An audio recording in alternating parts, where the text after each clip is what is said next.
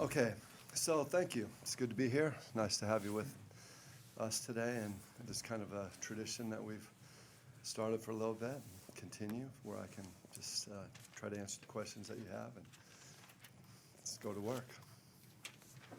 Big announcement today. Start there. Just officially making it with the ESPN contract and the bowl times. Right.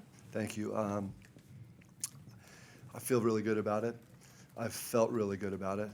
We've been in discussions for a couple of years, and when I say that, it's not like we spend hours a day on it, but we knew it was coming up, and we wanted to address it early, and we started early. We've had meetings at games where we just happened to be at, with some of their principals. We've had a lot of things over the over the emails. We've had calls, and through that time, we were able to come to a really good agreement, and I like it. It's what we expected it to be. I think it's what they expected it to be. There wasn't a lot of wranglings, but came out where we feel we are able to progress these next number of years and do the things that we need to with ESPN on our side. How does that impact independence? Well, you can't do it without it. Absolutely. There's no way. And people say maybe you could have gone with. Could you have gone with another broadcast company? Yeah, sure. People are able to do amazing things now in broadcast, but we wanted to do it with ESPN. ESPN is the sports leader. I have believed it years ago. I believe it now, and I think it's going to be, going forward, that it's going to be the same way. Was there any push on their part to put some of the games on ESPN Plus, or was that ever a topic? No, they obviously have this capacity to have a simulcast, and I think that's important. If you were to go onto the app right now and see the number of games that are on the app, I'm talking basketball because it's basketball season, you'd be amazed. I don't know if you do that, but there's a lot of games on that app right now. Basketball, they have other sports too, but when it comes to football, you get to see a lot of games. Our games will be, are not primarily on the app. Certainly, we're talking about our home games. This is an agreement that is BYU home football games. Mm-hmm. And then some of our fans get frustrated sometimes and disappointed when we go on the road to play. We use or play under the contracts of the broadcast rights agreements that those schools have. If an opportunity to join a conference comes up, whether it be a P5 or another conference, does ESPN give you the opportunity to opt out of that current deal? Yes, exactly. How important was kind of the bowl game tie-in? Because you mentioned earlier this summer that was sort of a hold-up in there. So being able to kind of have that guarantee with ESPN for a couple of years and then the corresponding move with the Independence Bowl, was that a big part of the negotiations? The bowl game tie-in, how important? It's essential. You have to be on the same broadcast, what would you say, format or same company. Obviously, the ESPN events, which runs the bowls, they have some games that they own, where they own and operate that game. They have other games that they broadcast only, and there's a large number of those games. To be able to be with them as a broadcast partner, be able to have that relationship and partnership, and then be able to talk to them about what those games might be is incredibly important. So there was no way I would have done it differently. And I think one of the things that kind of caused a little bit of a delay was we wanted those two contracts to be signed simultaneously. We didn't want to sign one without working out the details of the other, and vice versa. So that's the bowl game. The bowl games were actually quite a bit more complex than the rights agreement. What attracted you to the Independence Bowl?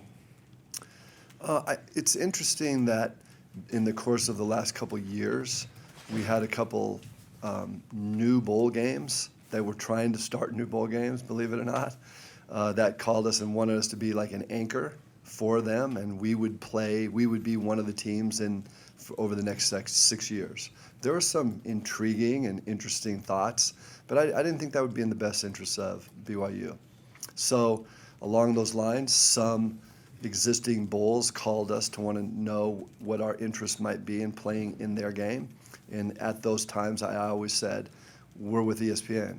You can talk to ESPN, and if that seems like it sounds good to them, then we'll talk. And that's kind of how it came down, and we spoke about that. ESPN and BYU talked about what maybe some of those games might be. Missy Setters from the Independence Bowl called me one time and said, hey, what do you think about playing a couple games in the series? I said, let's talk. We spoke some more. As you can read in the release today, we're going to play 3 games down there, possibly. A max of 3 games. It could turn into 2. Could have a release out of one of those. It's an option that's in the contract if the Cheez-It Bowl in Arizona is available. And that would mean that one of the teams from the affiliations or one of the conferences wouldn't be able to fulfill it. So it gives us some flexibility. I think that I feel good about being able to play down there 3 years, but we're thinking it would probably be 2 in the Independence Bowl and at least one in Arizona, because another one in Arizona could potentially come from an ESPN Events Bowl. So I think people get used to it and understand it as we talk about it in the next couple years to come. When BYU has a football season like last year where there were so many injuries, do you have any second thoughts about the kind of scheduling you're trying to put together with the P5s? No, not really, because there's going to be a year where we don't have injuries and we're going to blast it out. And I'm going to be really glad that we had a schedule like that because we'll finish up really strong. And I don't do scheduling based on what could go wrong. I do scheduling based on what could go right. And that's where my vision is right now. How much say do you have, or how much are you participating in hiring or firing assistant football coaches? I don't really have, I'd say I'm a counselor. I think we're talking football right now. Kalani would come to me and say, what do you think about what's going on right here? I'm thinking this about a coach. And obviously it's happened through the years. And at that point in time, it's not right for me to say, this is what you should do. Or it would be wrong for me to go to him in the first place and start the discussion. But we're close enough, Kalani and I, that we have discussions on a regular basis, formal and informal, meaning some scheduled, some not, where we talk about the coaches, the players, the strategy, the trips, the schedule, every aspect of the program. And I feel that we're in a position where we can be honest and open with each other, and we are. So that's my responsibility, to be honest when you ask me a square-up question. Why did you extend Kalani's contract when you did, and what was the kind of the thinking behind it? I think my experience of being around him, being around the team, being around all aspects of the program and the organization, he's the right coach for the job. And so whether it was the week we did it, or it could have been the week before, or the month before, or the week after, or the month after, I don't think really that was that important. Certainly, it could have been precisely the right day of the year or the right day of the contract, but I just feel that when it happened, ended up being good for our program. A lot of coaching contracts have rollover clauses in them. You win a certain amount of games, you get an extra year added on. Does Kalani's have a similar clause No. in it? When do you think you'll know about a 2020 bowl tie-in?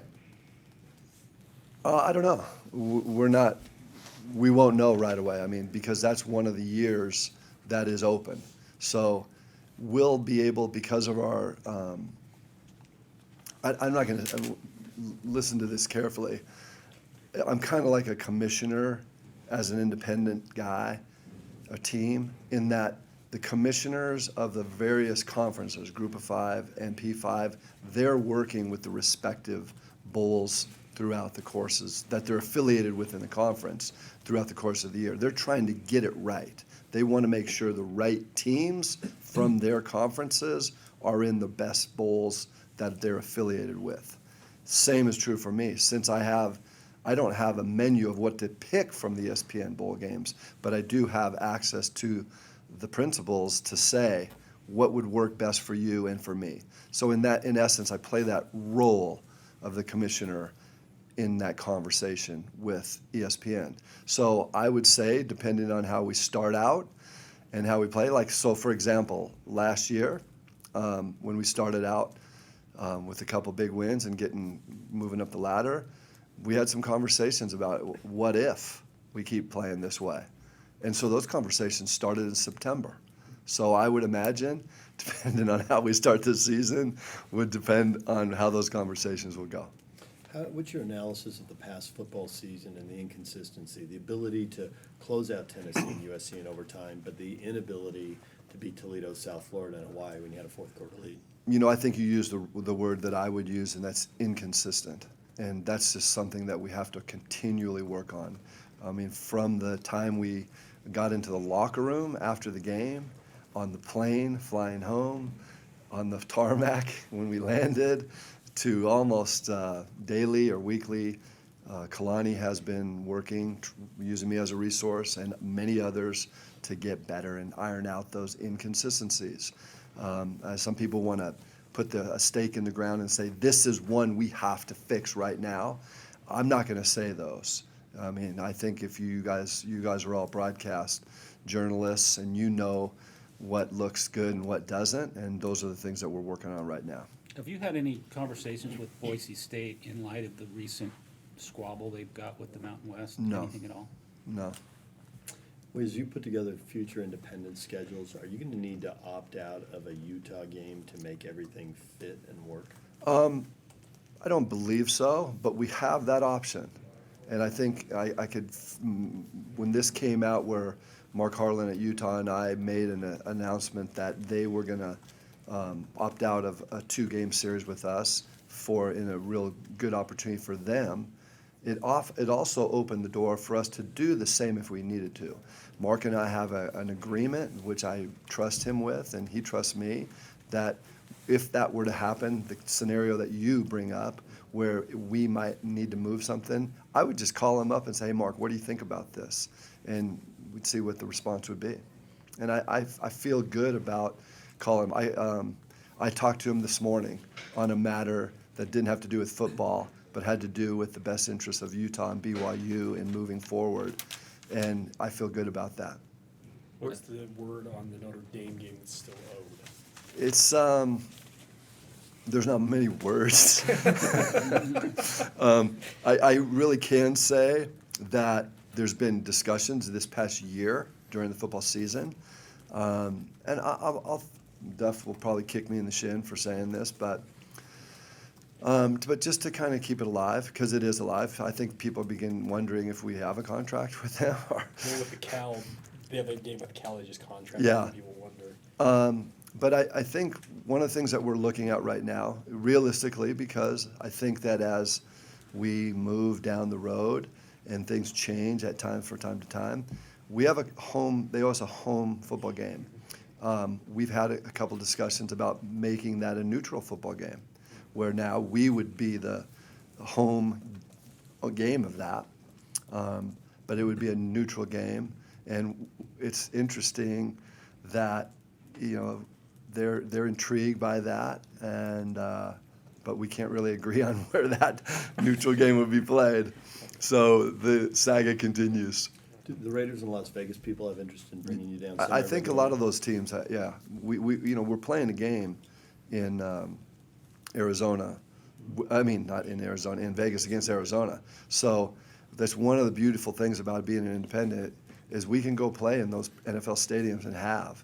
So I've met with the people in LA, and I've met with the people I haven't with the people, not the Raiders, but the Las Vegas Visitors and Convention Bureau, and the people that run that aspect of the games down there.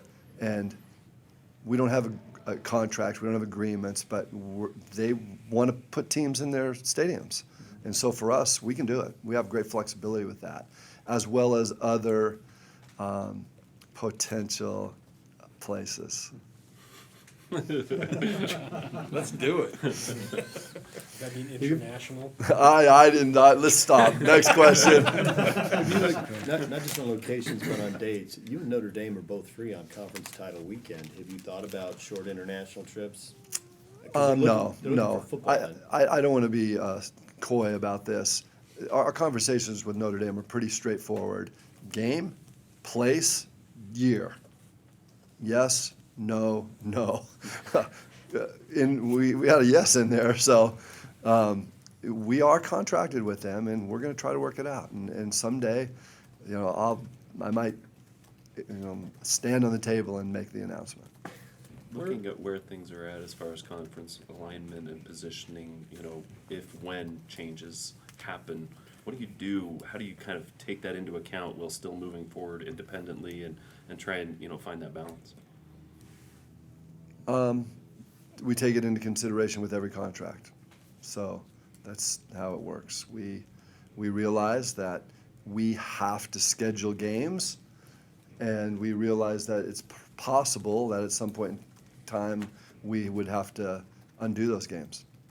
Would you say it's your stated ambition to make it into a Power 5 conference at some point? Yes. Is there a way to close the gap financially with those Power 5 conferences and independents? What's the best approach to doing that? It's a good question. Close the gap completely? I would say no, not as it is right now. Technology is a beautiful thing. Progress is a beautiful thing. I don't know what tomorrow will bring, but in the years of independence so far, we've been able to adapt, and there have been some financial possibilities that have come to our way that have allowed us to continue to do things. And our athletic department has succeeded in many ways and had some terrific sports successes, and we're able to do that not on a budget like a P5, but realistically looking at how the numbers work, we'd have to have some big time things happen in the next number of years in order to keep chasing that gap or closing the gap. But there's nothing in independence right now that would force a closure of that gap, or that could lead to a closure of that gap. College football attendance has been pretty well documented. It's been slipping across the country. Locally, do you find a difference as you get into the home games in the independent schedule? You've kind of had to wait for them. Missouri's finally coming in, Michigan State, that kind of stuff. Is that going to make you kind of maybe improve while the rest of the country's struggling? I think so. We had an increase in attendance the last year, which was a pleasant news compared to many other really good programs. I think it's all relative. The important thing is that we're not comparing ourselves to other places as much as we're comparing ourselves to ourselves. And I think we've kind of had some ups and downs over the last number of years, particularly in independence, because it is predicated sometimes about your home schedule. And so when you play USC at home, it's a real nice thing. And we have some games this year where we're going to have flexible opportunities in purchasing tickets to be able to have a great season ticket to get it all. And then we'll do ticket programs that will be packages that we'd like to get as many people into the stadium this year to see as many games as they can. So I'm really optimistic about that. A lot of it has to do with how your team's performing and the teams that are coming into play.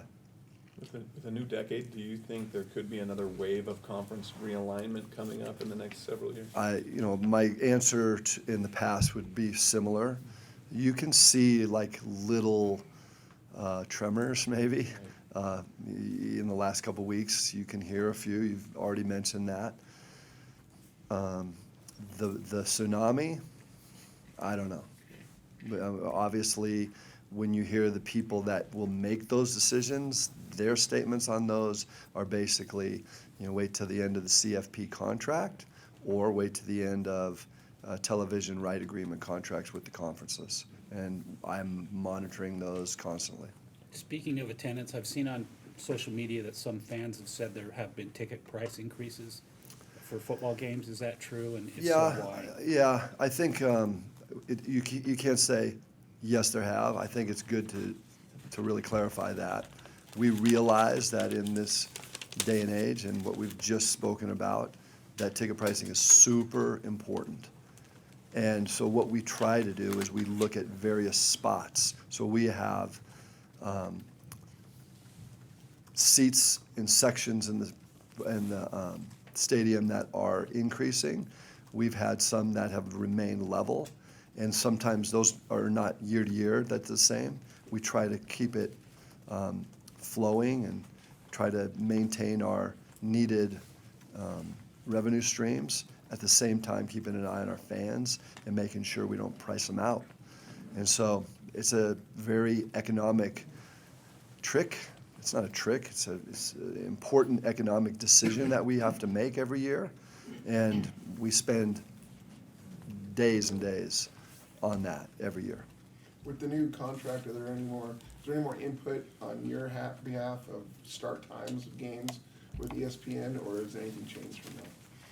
No, not really. I think there's nothing in the contract that talks about that.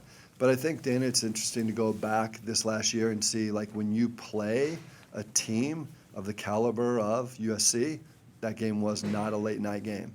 So I think we control a little bit of that. Maybe I can say control, where if we're bringing in really big time teams that have great pull in the broadcast game, and we're very good, those games are not going to be late at night. But we are very much aware that this ESPN contract is important, and one of the reasons that they like it is because we have a window being in the mountain time zone that is super unique. It's not the Pac-12 time zone. It's not the Big 12 or Big 10 time zone. It's its own time zone in itself, and that's a blessing to us to have that. And so they use it, and we understand it, and for that matter, we're going to play some games on the schedule that will be 8 o'clock at night. With 3 teams and finished in the top 25, 6 against Power 5, would you call this the most challenging football schedule in school history? We'll see when we play. Maybe on paper, I think you guys would want me to say it. I like it. There's days when Kalani likes it, and there's days when he doesn't like it, depending on how practice went. I think that this is what the BYU football program needs, and that's what I'm trying to make happen, is that we stay relevant in the world of college football. Our fans have expectations. Our supporters have expectations, and it's not just to win games and not. I've said this before. I'm going to say this again. I took some heat with a flippant comment one time saying I could schedule 10 wins. That probably wasn't the smartest thing in the world to say or to remind you of. But I just want to kind of go back and help you understand that scheduling a schedule like this year has a purpose. It's intentional. I might not have made it that hard if I could have, but it's maybe the difference between having Missouri on the schedule or having them not on the schedule meant having them come this year. So I would go to Kalani and go, hey, Kalani, you either get Missouri this year or not. And he's like, let's get them. So that's what I'm saying.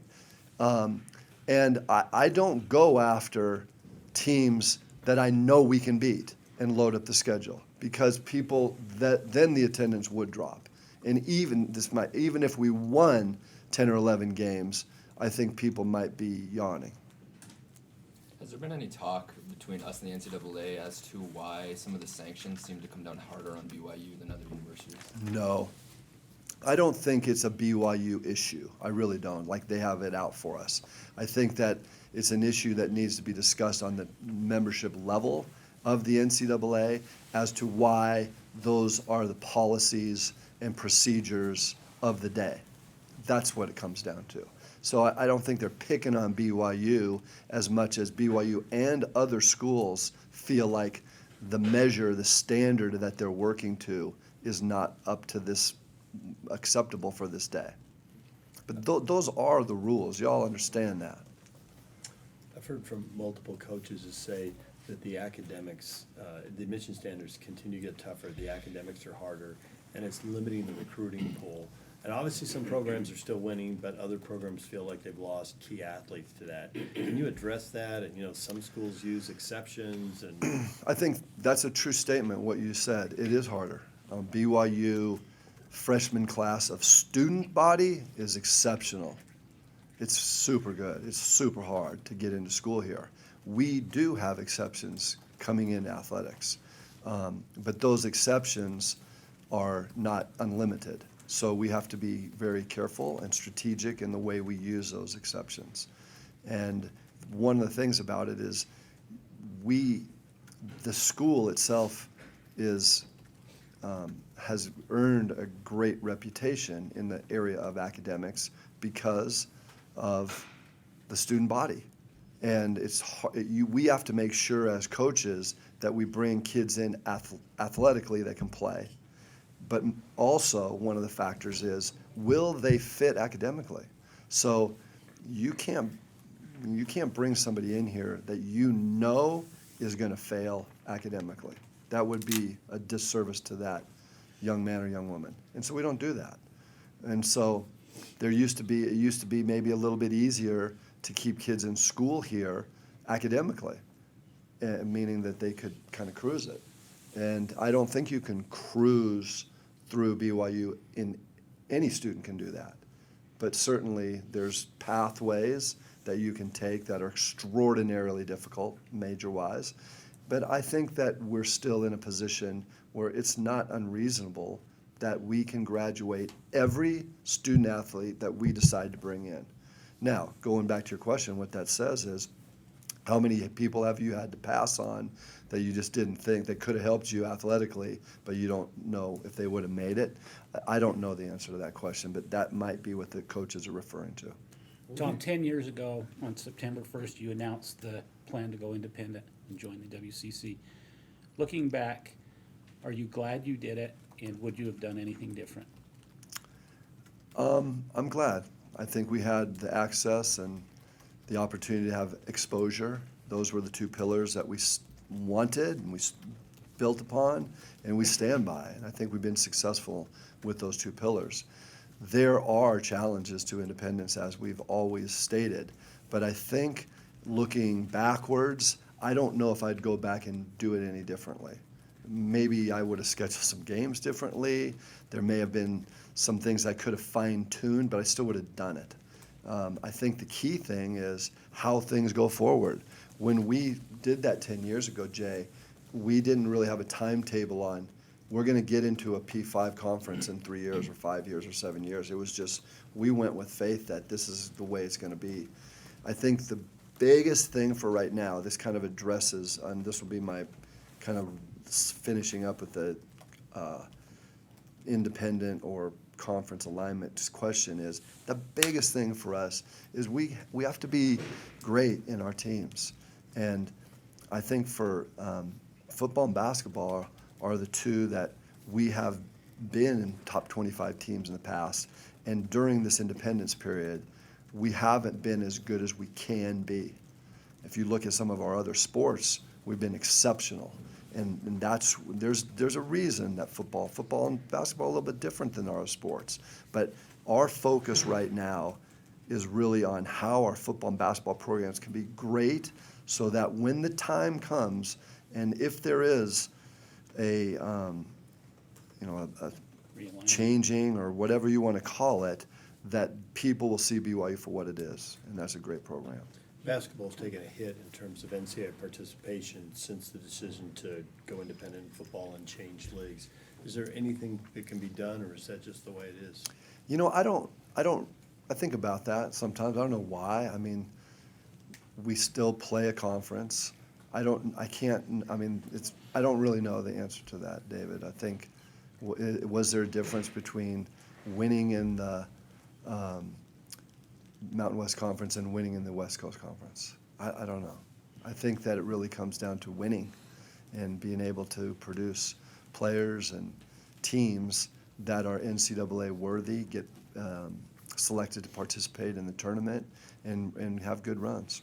In regards to this season, with your experience on the NCAA tournament committee, how much do you think they will look at the games that BYU was at full strength with Yoli in there, as opposed to the ones that... They'll look at it for sure, because that is part of the procedures and policies of the committee. They do look at games where players miss, and they look at that. and I won't be able to say, I could probably tell you at the end of the season what my impression would be as an ex-member, but they will definitely look at it. And not being in the room for 2 years, how they would look at that would probably be different than when I was on. Tom, you talked about meeting with Mark Harlan and your relationship with him. We saw Chris Hill step aside a couple years ago. You've had a pretty lengthy run as AD here. Do you have any thought to how long your future? I think that the key thing for me is that I live up here on Grandview Hill. I have about a 7-minute drive to work. And every day that I drive to work, I'm so happy. This is my bliss. I love coming to work every day. When I drive back up Grandview Hill, some days aren't as good as others at the end of the day. But as long as I can come to work every day with a passion in my heart, knowing that I get to work with these student athletes and coaches, and we have something, if I feel that I'm at the top of my game. But I actually have said to, I have a few mentors out there that I say, hey, look, the minute that I start to slip, you grab me and let me know. And that's, that's you guys are the columnists, not me. We have time for a couple more On questions. May 1st, it will mark your 15 years as the Oh, AD. boy. I like the landmarks and all that. What would you say is your biggest accomplishments, and maybe if you could tell us maybe one of your bigger disappointments? I mean, I would say my biggest accomplishment, it's something that would have a great meaning to me. It might not to you, but I think my greatest accomplishment is my relationship with the student athletes and the coaches. I think everything else comes as a result of that. Not that they're all great, but I think that I have done a very good job of just being able to relate to these young men and women and help them to achieve their dreams and their goals. I was a student athlete, and I get it. I understand that, and I coached, so I saw what it means for kids' dreams to be slapped away. And so what I tried to do here is create a pathway where these guys have a clear road to success, and that would be, I'll know how I feel about it. History from this table will write that story, but I don't know. I think my greatest disappointment is, the greatest disappointment is going to be along the same lines, is that we've lost some student athletes that have left or quit, or they're here but they gave up the ghost, and that should never happen. And it's my responsibility to make sure that doesn't happen. Are you rooting for Fred Warner or Daniel Sorensen? Both. Recruiting has changed a lot since the Utes went to the Pac-12 and you went independent. We're seeing Pac-12 schools come in here and take athletes, elite guys every year. How have you advised Kalani to change, and how has he on his own figured out how to adapt? Because it's just apples and oranges to recruiting here 20 or 30 years ago. Well, I think it's a really good question, because the P5 schools it's a question for them too. They're still recruiting against each other, and whether they're coming into the state of Utah, or if you're saying they go get anywhere in the country members of our church, that maybe that didn't happen in the past. I think it comes down to technology and media, and that all the available information on recruiting is so readily available that I remember when I was coaching at Cal and Stanford, I could come into the state of Utah, and you wouldn't see Michigan or Florida or Penn State in here. Now all the work is done. All they got to do is get on a private plane and jump in here, and it's easy. But they were hidden gems in the state of Utah, and that's not true anymore. So I think it's really the access that all the schools have to the high school football is way better in the state of Utah than it used to be in the past. So there's more kids, so you're going to see more coming up. But you asked me, my counsel is we need to be able to get the best members of our church, the very best ones, and be able to get kids from the state of Utah that are not members of our faith, that are in the state of Utah and understand and would be a great fit because they know the traditions of BYU. We got to do a better job in this state and with our church members. With the women's volleyball team doing as well as they are, do you know of any reasons why their ticket prices are lower than a men's team that average less attendance per game? Well, I think that the men's program has had a tradition that's longer standing. They had a club team for a long, long time, and the club team was successful. When they went NCAA, I think that they just attracted a bigger crowd. And because of that, we were able, in our ticket pricing, to kind of supply and demand. And we were able to raise the prices because the supply of tickets are good. Now with the women, I would say that don't compare our women to our men. Compare our women to other women at other women's programs. And we're not trying to use our Olympic sports as great revenue streams. We do as much as we can to supplement those programs just to get good crowds, because that's a huge competitive advantage for us, is we have the best crowds in the nation for Olympic Games. I think correct me if I'm wrong, someone in this room, I think our women were number 1 in soccer. I think we're in the top 10 in women's volleyball. And those are two sports that our teams feed off of that. And part of the tradition and the coaches will say it's a huge advantage, and it's worth points and goals in those respective sports. And so we try to do that with all of our sports. Why are so many people around the NFL rooting for Andy Reid to finally win a Super Bowl? I think because he's been in the NFL for a long time, and during that period of time, he has an impeccable reputation as being a great man. That's why I think it is.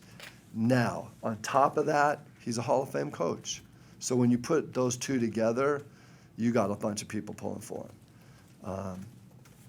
There's many great coaches in the league that might not have as great of a character reputation as Andy, and there's some really great people in the league that aren't very good coaches, and he's the combination of both. Have you ever considered expanding to other sports, expanding the athletic program? Yeah, we look at it on a regular basis. I think that it's something that is part of our responsibility, because I've said this before, maybe not in the media, but I've said it publicly, that if I were to start a brand new program right now, you might not have the menu of sports that we have right now. But that's not the case. It's extraordinarily difficult to drop a program. And so that is not an intention of mine. So to add programs costs money, and we want to make sure that if we do it, we have the resources, human and financial, and that we're doing it because we're going to be great. I don't want to do it just for the sake of doing it, but it would have to be programs that we would feel 100% certain that we could be great in. Do you have plans for new buildings and facilities, and if so, would they involve moving towards the old Provo High campus and kind of migrating the athletic department west? I think that those are all things that are future plans. The university and the church haven't quite solidified exactly what's going to go in that regard. But like any other athletic director, you're always looking at your facilities. You're looking at your competitive game facilities and your practice facilities. And that's really what we're focused on right now, is we don't have a lot of space. We're not going to build a new stadium, so we have to upgrade. The Marriott Center is a fine example, and I say this often. People come there for the first time and go, wow, this is a beautiful place. When did you build it? And we say 71, and they were like shocked. So I think the school has done a really good job of keeping that fresh and alive, and bringing in amenities and the ways that we can do hospitality. And that's really the key. One of the beautiful things about this building right here is that tonight before the game, will fill this basketball annex with 60 tables full of people, and that's hospitality for a walk down the tunnel to get into the game.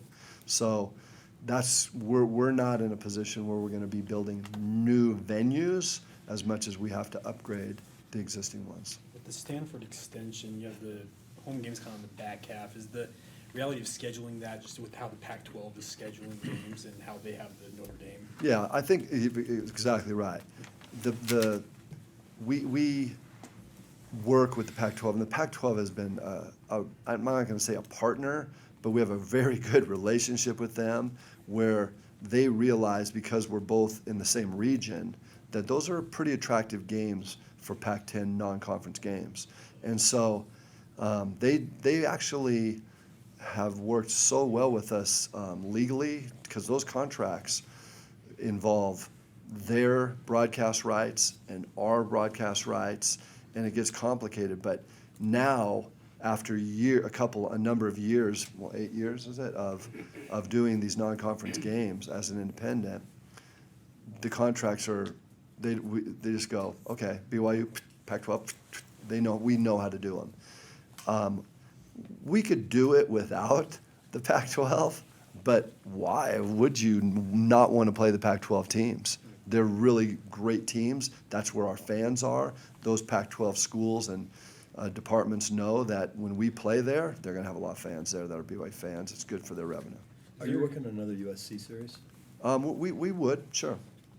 I mean, sometimes discussions, like I'm going to give you an example, but not that. We were working on a 2-for-1 with a really big-time school, and people haven't asked about that lately because we haven't done them.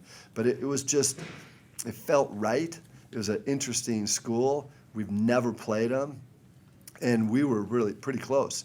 They called me, and we worked, got down to the end, and it didn't work out. It was probably about a 6-month discussion, and it had to do with their conference's scheduling and how we could best fit it. We have a lot of flexibility in those matters, and it didn't work. And at the end of the day, I said, well, let's give it a try some other time. I would not be surprised if it came up again, but it didn't work that time. So I just think that, what was specifically the question? About USC, because So you just did with USC, Stanford and I they got would, the Notre Dame issues. the USC said, we go back there, and now would we do it again? In a minute. The question is, what's their philosophy? I mean, they have a new AD that's in there. They have a whole new department, it seems like, of administrators, a senior leadership team. And so the question will be, what's their strategy going forward between their administration and their football coach as to who they're going to play? That's what it comes down to, is what's our strategy? Will Matthew Richardson's mission have any impact on your job or the athletic department? Yeah, sure. I mean, Matt Richardson he's the advancement vice president, and athletics reports up through that vice president. At our university, that's the way that the school is run. You have a president and then a group of council of vice presidents that run the school. And so with a change there, it will definitely affect us. And we've worked together for a number of years. 5 years, is it, Duff? And you get to know how he operates and how he gets to know how we operate, and and we'll have to work with the new vice president soon. One more last question. How important is that position to your success, the advancement? I think it's very important. The university has a mission. And as you know, the Church of Jesus Christ of Latter-day Saints is our sponsoring institution. And the mission of our athletic department, part of it is to be fully aligned with the mission of the university and the church. And so every day and every week, I'm focused on doing the things that would fit with the school and with the church. And so it's like there's things that happen, as you all have responded and written on, that are different from any other school. But I took the job, and I'm still in the job, and I'm well aware of all these issues, and we work very diligently day to day with the university to make it happen for athletics. So we have support from the university, and this is a key position, so we're looking forward to it.